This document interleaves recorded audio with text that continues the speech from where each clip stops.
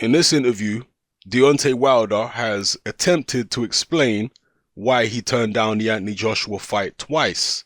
So I'm going to quote Deontay Wilder here. He says, "As champions, it's either both have a rematch or we don't. It's another example of saying, I don't want to fight. We already took a low money offered deal and are willing to come to your country. But if he beats me, we move on? Hell no. They should have just come out and said, Joshua's not ready. They're not going to let Joshua fight me until Rob McCracken says he's ready. Joshua will never be ready for somebody like me. That's why Eddie Hearn is trying to sign me to a free fight deal because he needs me. But I don't need an Eddie Hearn to tell me when I can fight or when I can't, or if he's not pleased with me, to sit me on the shelf. The only fighters who do are those who need help. But they've seen a promoter who contradicts like a compulsive liar, failing to get his own top fighter the biggest purse of his life. So how can he help them? They took this route and messed up their own reputation." So those are the words of Deontay Wilder. A lot wrong with what he said there. First of all, he says he's talking about the rematch situation, saying that Joshua wanting a rematch but not allowing Wilder to have a rematch if he loses. There's something that's basically saying you don't want to fight. Well, Canelo had the same contract. Yeah, going into the Golovkin fight, Canelo had a rematch clause for himself, but there was no rematch clause for Triple G. So the rematch is happening because Canelo wants it, not because Triple G had any kind of say contractually. He didn't. But yet Canelo's still giving him the rematch, and Canelo still went ahead with the first fight. So clearly Canelo wasn't scared, because why did he step in the ring in the first place? It's not about saying that you don't want to fight. Joshua wants to fight.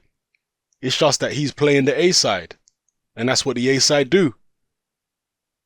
They put themselves in an advantageous position where even if they lose, there's an upside to it. That's what the A side does. It don't mean they don't want to fight. It didn't mean Canelo didn't want the Golovkin fight. He took the Golovkin fight. But because he's the A side, he put certain safeguards in place just in case he lost. Yeah? And yeah, of course they want to be able to move on if they beat you. That's why you work so hard to become the A side, so you can call the shots like that. That's how it goes. And it's not about morality. If the world was all about morality and ethics, it'd be great. I'd prefer it. But it's not that way. So you have to get realistic. Yeah? Joshua's calling the shots because he earns 10 times as much as Deontay Wilder earns. Alright, now, Deontay's once again talking about a low money offered deal. Low money? 15 million is low money? Deontay, you've never earned a fraction of 15 million in your career before. What are you talking about? So he's calling what Joshua is offering him 15 million low money, and he's going to go fight Dominic Brazil for about $2 million. What have you been earning throughout your whole career then, if 15 million is low money? This is why I made the video the other day calling this guy what he is, a hillbilly. Yeah, he's an excellent fighter, a dangerous fighter, but at the negotiating table, this guy's a hillbilly. He's not qualified. In fact, let me not even say he's not qualified. He's just not intellectually capable. That's what it is. So, what else does he say here? He says Joshua will never be ready. Yeah, he says Hearn is trying to sign him to a free fight deal because he needs... Hearn is not trying to sign Deontay Wilder to a free fight deal.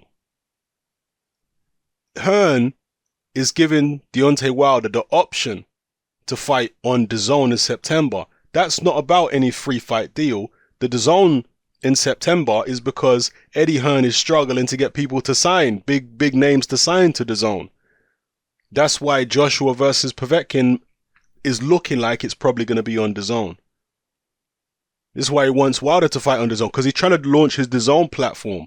It's not about being worried that Wilder beats Joshua that particular fight. No, that's because he's trying to use Deontay to launch his DAZN platform. And of course, he's paying Deontay $5 million if Deontay was to take that deal.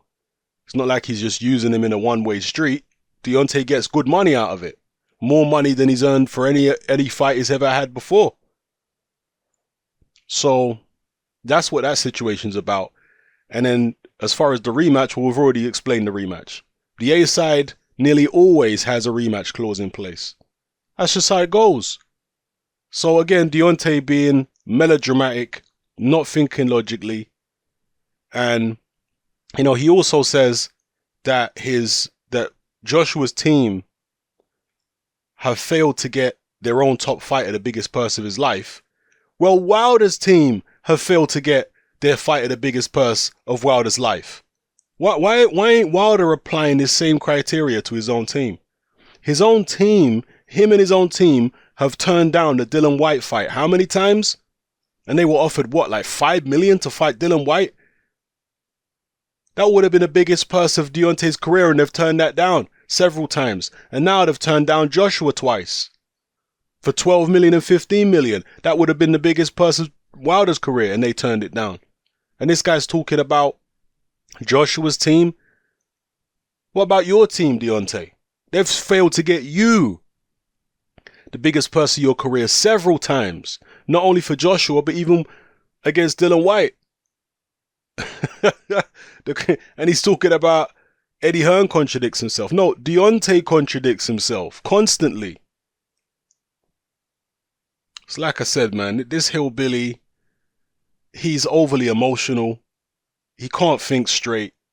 And he just makes himself look desperate and foolish most of the time when he opens his mouth. And more foolish than desperate, actually. Anyway, let me know how you feel about this in the comment section below, people. It's happening, I'm out.